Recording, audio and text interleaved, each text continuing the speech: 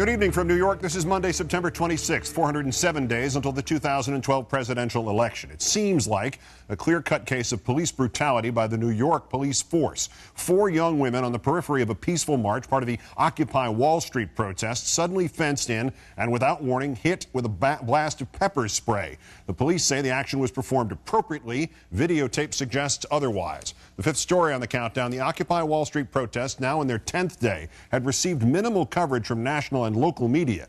Thousands had demonstrated against a corrupt financial system, unchecked corporate power, and a divisive and ineffective political process. Hundreds have marched, and many have been arrested in a near media blackout. That may be about to change. Hundreds, perhaps as many as 1,000 protesters took the streets on Saturday, marching from their base at Zuccotti Park in New York's financial district, north to a park that's been the scene of many political rallies of all stripes for 150 years, Union Square. Among the marchers, many who didn't fit the New York Times description of a, quote, noble but fractured and airy movement. I'm a student. I have student debt. I worry about job prospects. And I'm also just generally concerned with the economic and political situation of our country. I'm so tired of hearing about the country is broke when it's not broke. The oil companies are not broke. The CEOs are not broke. These guys are stealing money from the people. They're criminals, and they belong in jail. About 80 people were arrested along the way, charges including disorderly conduct and impeding traffic, along with inciting riot and assaulting a police officer. However, no police officers were assaulted in the incident you're about to see. Instead, a New York officer dressed in the white shirt of a supervisor walked up to 4 women just penned into place by a plastic net and deliberately fired a can of pepper spray into their faces. 2 of the women say they were temporarily blinded. Medics poured milk into their eyes to flush out the spray. One of the protesters, Chelsea Elliott, told the newspaper The Village Voice, "It was incredibly painful, like pouring a bottle of Tabasco all over your eyes and face." Ms. Elliott was not arrested. She says after the spray was fired, quote, "Met." She also told The Village Voice, "Most of the time, the cops are really not like that. Most of the time, they're with us." New York police spokesman Paul Brown told the New York Times that pepper spray was used once after individuals confronted officers and try to prevent them from deploying a mesh barrier, something that was edited out or otherwise not captured in the video. You saw the video. There's no evidence to support the contention of editing. Presumably, spokesman Brown might be technically correct. Some other individuals in some other place might have confronted officers and tried to prevent them from deploying that netting, but those women clearly did not, and it is beyond disingenuous for the New York City Police Department to imply so. To continue our coverage of Occupy Wall Street, I'm joined first by Kelly Heresy, one of the Occupy Wall Street protesters who took part in the march on Saturday and was himself pepper sprayed by the police. Thanks for coming in. Thanks for having me. It's great to be here. What happened to you? Well, in the video you saw the women who were penned behind the orange net. I was on the opposite side of the street, and at that moment, just moments before that took place, a police officer violently threw a young African-American male onto the sidewalk and stepped on him and lifted his arms back above his head in a very awkward position and cuffed him. And I saw it, and I was completely appalled by what I was seeing, so I pulled out my camera phone and I went right up behind the police officer, and I tried to snap a picture, but there was a lot of chaos going on, and then he noticed me there and he turned around and sprayed me right in the eyes, and I was actually the first person to be pepper sprayed. Was there any explanation for it, or any warning, or stop and I'll spray you? No, not at all. It was I was there, and he just sprayed me in the face. What has this been? I just read the quote from Chelsea Elliott that most of the cops have not been like that. They have not been doing this. This is not something where you've gone to essentially create this kind of environment so there'd be more attention to the march, that the police have largely confined themselves within their own rules. You agree with her assessment of that? Yeah, I would agree with that completely. And our position has been this entire time that we are not against the cops. The cops are part of the 99%. The cops, we would like to believe, are on our side, because we understand that they have families, they have children, and with budget cuts, they could be losing their jobs and pensions as well.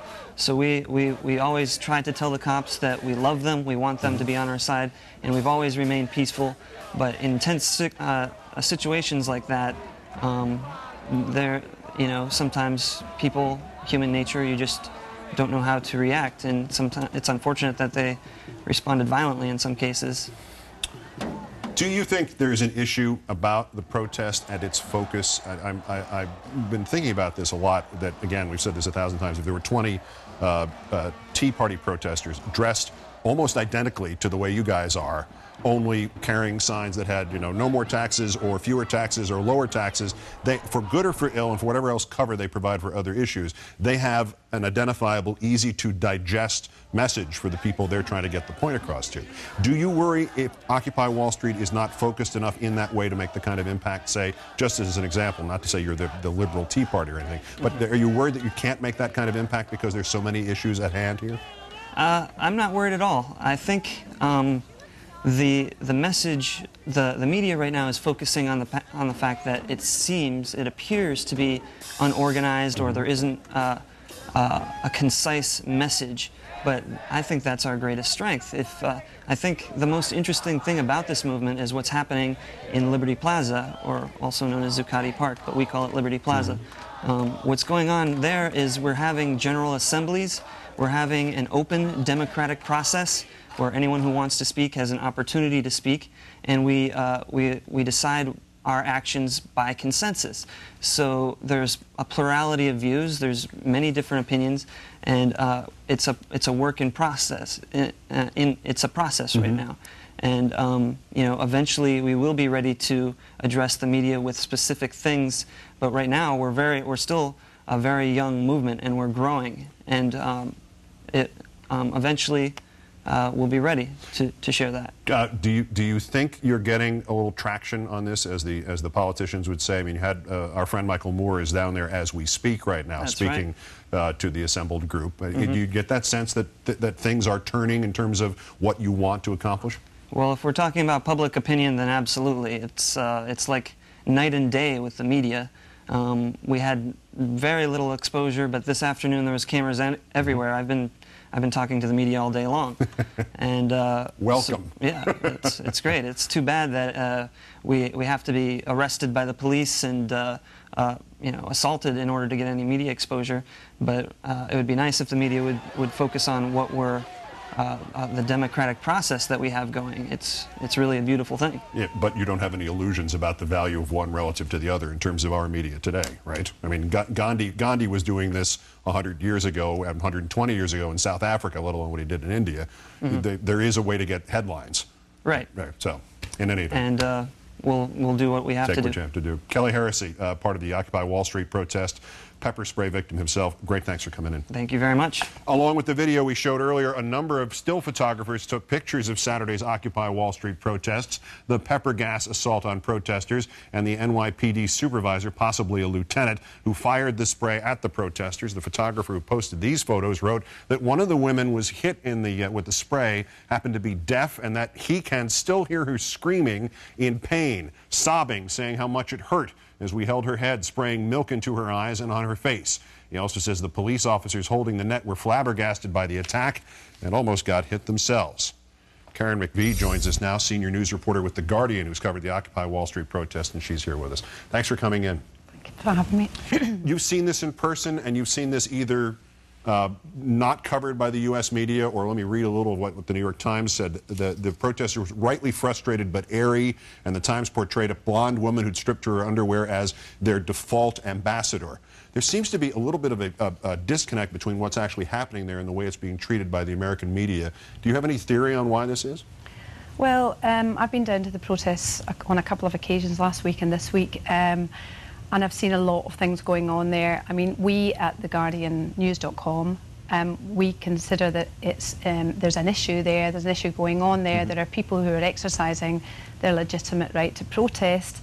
They obviously feel that they're not being heard, you know, they're not being served by the democratic process. They feel that there's an injustice with the financial institutions around them.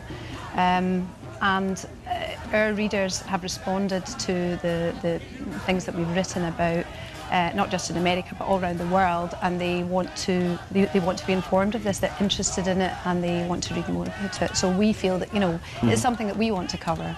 How do you see it in terms of both the international nature of protests? I mean, in this time, this is pretty tame stuff. But in this country, which I think would be described in terms of public protest as having been pacified for several decades, particularly in the decade since 2001, is this viewed as kind of the first crack in the dike? Is this the first sign of there being any kind of public protest against the way life is lived in this country now? How do you view it? Well, it may be that it has, because of the sort of grassroots nature of it, it has a similarity with UK Uncut. In the UK, where there are protests against corporate greed, against social injustice, against things that protesters feel that is important, and they feel that their concerns aren't being listened to, and those protests have sort of taken place all over the UK, and I can see similarities in the protests that are going on here. Things, and not the direct parallels, but various protests obviously in the UK had gotten to a very high point of violence and destruction, and obviously that's not what we're seeing in New York. But have you seen any incidents of police, let's say, excessiveness? We don't want to put that sort of I haven't personally seen any incidents. I wasn't there on Saturday. I've been down a couple of times. I've spoken to an awful lot of the protesters who have said either that they've been arrested, they've shown me cuts on their hands. They have claimed that the police are being very heavy-handed in their tactics. I think that there's a couple of things going on here. There's I don't know if you've seen the video, but the video of the young women being pepper sprayed, that seems to me to show pretty clearly that there is something going on, that there was something, that it seems clear that an officer sprayed those girls. Those young women, and it seems that there's a case to answer. And I'm surprised that I spoke to the police, but they haven't gotten back to me about whether the case was investigated, whether the officer who was publicly named on Twitter was, what the reaction to that was, whether it was indeed the officer that was named. I subsequently spoke to a lawyer who said that this officer there's a civil case, another civil case pending against him. So, I've looked for answers from the police, given them an opportunity to sort of come forward and say whether or not they were, and I haven't got any response. It is fascinating. There's also that we showed the regular speed video of that, where it's kind of difficult to see what happens. There is a slowed down version on YouTube, particularly, where you can see it essentially frame by frame. There's no question as to what happened. The question of intent and why this supposed supervisor got involved is left to be debated. But it is odd in this city in which local media goes berserk at the slightest allegation of police brutality, that something like that would have occurred and gotten still relatively a small amount of notice, even in the city, let alone nationally. So it's an interesting dynamic. And Karen McVie of The Guardian, senior news reporter with that fine publication, thanks for your perspective, and again, thanks for coming in. Thank you.